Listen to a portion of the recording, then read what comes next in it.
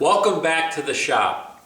Today we're going to replace a headlight on a Triumph Spitfire 1500.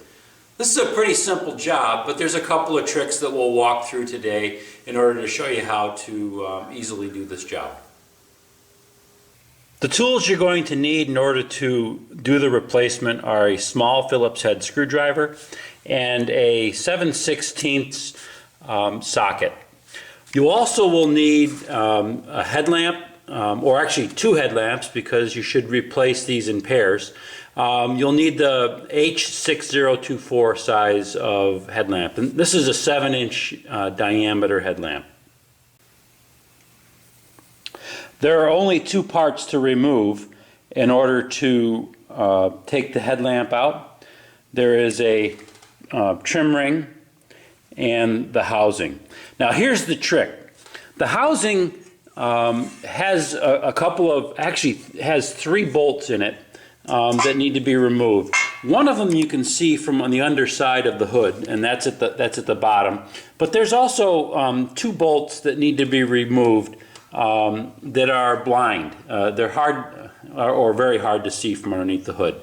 Now, of course, this will depend upon your previous owner of the car and whether they actually replaced all of the bolts.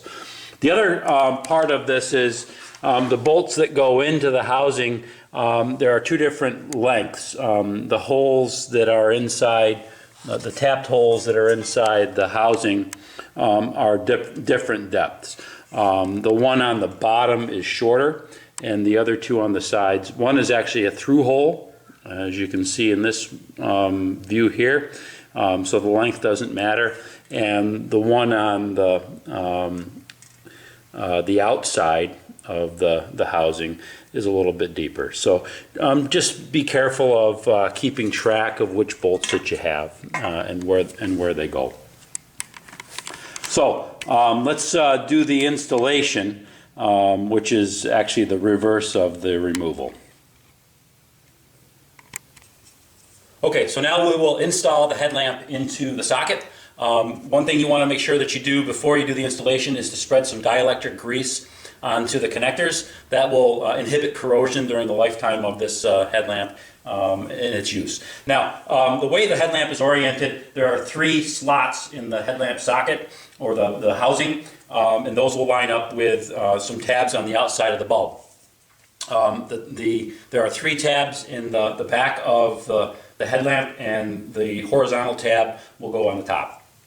So you take the socket, push it in, make sure the tabs are lined up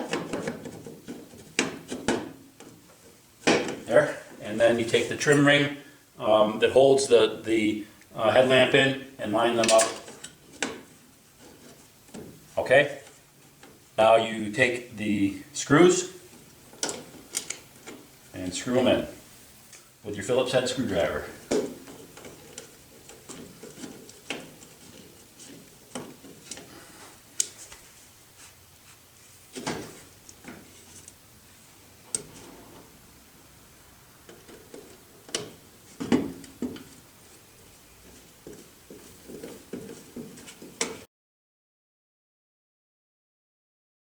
The headlamp housing is bolted to the bonnet through 3 holes in the bonnet, in the side, the bottom, and in the front. Now when you install the housing, you may have to move the headlamp a little bit, but to get it to fit, just do a trial fit before you open the bonnet up, so that you can get the gist of how it's done.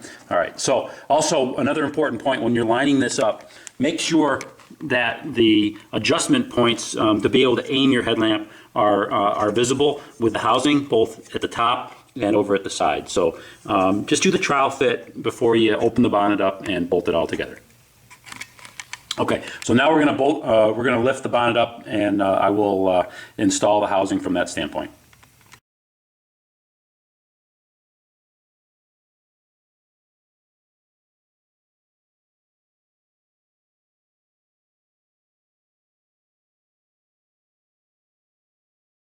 Okay, so now that the bonnet is open, basically you have to go through and reinstall the housing. You want to take the housing off before you try to do the install, because you don't want it to fall. when the bonnet opens up. So you put the housing in, and then install the bolt with a washer on the bottom, because that's the easiest one to access first, and install it in. I'll show you the angle from the other side so that you can see it. And once that bolt's in, then you can install the other two bolts and tighten up the housing.